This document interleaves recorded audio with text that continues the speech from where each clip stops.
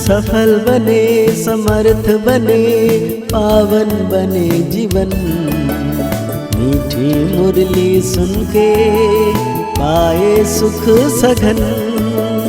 आज का चिंतन, आज का चिंतन। ओम शांति। Good morning. प्यार का सागर शिव बाबा, आज हम बच्चों को कह रहे हैं, सतगुरु का सहज वशीकरण मंत्र तुम्हें मिला हुआ है कि चुप रहकर मामेकम याद करो। यही माया को अधीन करने का महामंत्र है। साथ में बाबा पूछ रहे हैं, शिव बाबा ही सबसे भोला ग्राहक है, कैसे? बाबा कहते, बच्चे तुम्हारे पास देह से जो भी पुराना कचरा है वो मैं लेता हूं। सो जो भी तब जब तुम मरने पर हो, तुम्हारे सफेद कपड़े भी मरने की ही निशानी है।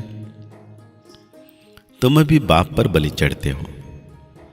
बाप फिर 21 जन्म के लिए तुम्हें माला माल कर देते हैं। भक्ति मार्ग में भी बाप सबकी मनकामनाएं पूर्ण करते हैं। ज्ञान मार्ग में भी सृष्टि के आदि मध्य अंत का ज्ञान दे त्रिकालदर्शी बनाते हैं। बाबा ने बहुत प्यारा सा गीत याद किए हैं। भोलेनाथ से निराला, गौरीनाथ से निराला कोई और नहीं हो।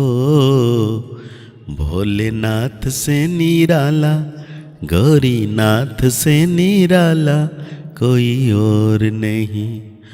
सबकी बिगड़ी बनाने वाला कोई और नहीं। भोलेनाथ से निराला, गौरीनाथ से निराला कोई और नहीं। बच्चे भोलानाथ के सम्मुख बैठे हुए हैं। व्यापारी लोग कहते हैं, ऐसा कोई मत का मूरा मना कम बुद्धि वाला भोला हो जो 1000-2000 का माल लेकर हमको खूब धन देकर जाए। हे भगवान, हमको ऐसा ग्राहक मिलाओ। अब भोलानाथ बाप आकर बच्चों को आदि मध्य अंत का राज समझाए, त्रिकालदर्शी बना रहे हैं। मेरे जैसा ग्राहक तुमको कभी मिल सकता है? तुम उनको अर्पण करते हो। भक्ति मार्ग में बहुत महिमा करते हैं। भोलानाथ की महिमा होती है, तुम मात पिता हम बालक तरे। वो आकर राजयोग सिखलाते हैं, राजाई देते हैं। बाप को कहते हैं, जो पुराना कचरा है वो हम आपके ऊपर बलि चढ़ाते हैं। अब हमको 21 जन्म के लिए माला माल करते हो। सर्राफ होते हैं ना, मट्टा मट्टा, हाँ मट्टा सट्टा करते हैं, कमीशन लेते हैं। यह भी कहते हैं, कचरा जो भी है देह सहित वो सब तुम्हारा मैं लेता हूं जब तुम मरने पर हो। यहां तुम ब्रह्मा कुमारियों के कपड़े भी सफेद है। बाबा कहते हैं, जैसे कि तुम संपूर्ण मरे पड़े हो। मरने वाले पर हमेशा सफेद चादर डालते हैं, कोई भी दाग ना हो। इस समय सबको माया का काला दाग लगा हुआ है। इसी को ही राहु का ग्रहण कहा जाता है। चंद्रमा पर भी ग्रहण लगने से काला हो जाता है। तो यह माया का ग्रहण भी सारे विश्व को काला कर देता है। इसमें तत्व आदि सब आ जाते हैं। बाप बैठ समझाते हैं, यह तुम्हारा राजयोग है। राजयोग से स्वर्ग में राजा ही प्राप्त करनी है। तुम राजाओं का राजा बनते हो। नारायणी नशा रहता है, नर से नारायण बनते हैं। लक्ष्मी नारायण का राज्य होता ही है सतयुग में। तो जरूर मुझे अंत में आना पड़े। यह समय है भक्ति मार्ग का। भक्ति मार्ग में दर दर माथा टेकते, धक्का खाते रहते हैं। भक्तों का रखवाला है भगवान, भक्ति का फला कर देते हैं। सब भक्त तो हैं, परंतु सबको एक जैसा फल नहीं मिलता है। कोई को साक्षात्कार होता, कोई को पुत्र मिलता है अल्पकाल के लिए। किस्म किस्म की मनोकामनाएं पूरी करता हूं। दुनिया में यह किसी को पता नहीं कि भगवान आया हुआ है राजयोग सिखलाने। समझते हैं वो द्वापर में आया तब राजयोग सिखाया, सोचते हैं कि होगा राजयोग सिखाया होगा, पता नहीं कि भगवान आया हुआ राजयोग सिखलाने। किसको? समझते हैं कि द्वापर में अभी ही बाप तुम्हें राजयोग सिखलाकर राजाओं का राजा बनाते हैं। यहां तो तुम्हें सिर्फ चुप रहना है, मन मना भाव। यही सतगुरु का सहज वशीकरण मंत्र है। अच्छा बाल ब्रह्मचारी वो है जो स्त्री पुरुष दोनों इकट्ठा रहे पवित्र है। गंधर्वी विवाह की चर्चा तो शास्त्र में भी है, परंतु कोई जानते नहीं है। ये तो बाप ही समझाते हैं। बाबा कहते हैं बच्चे अब काम चिता के बदले दोनों ज्ञान चिता का हथियाला बांधो। कैसे अच्छा काम तुम ब्राह्मण करते हो, प्रतिज्ञा करनी है पवित्र रहने की। एक दो को सावधान करते तुम दोनों स्वर्ग में चले जाएंगे। यहां तुम इकट्ठा पवित्र रहकर दिखाओ, इसलिए तुम बड़ा ऊंच पद ले सकते हो। मिसाल दिया जाएगा ना, ज्ञान चिता पर बैठ स्वर्ग में जाकर ऊंच पद पाते। इसमें हिम्मत है बड़ी।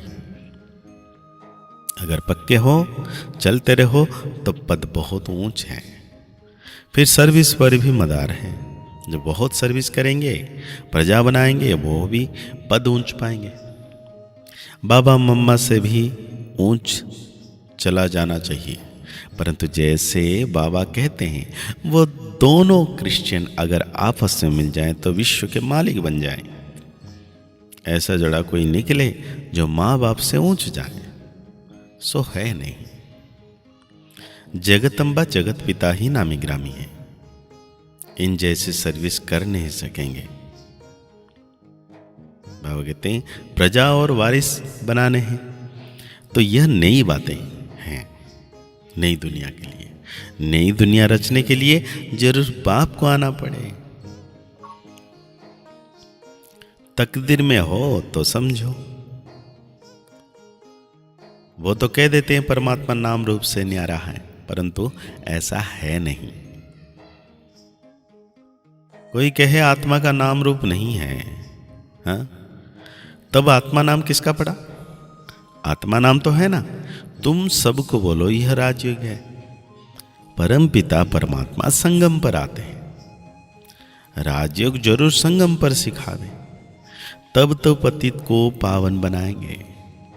तो यहां की बात ही न्यारी है।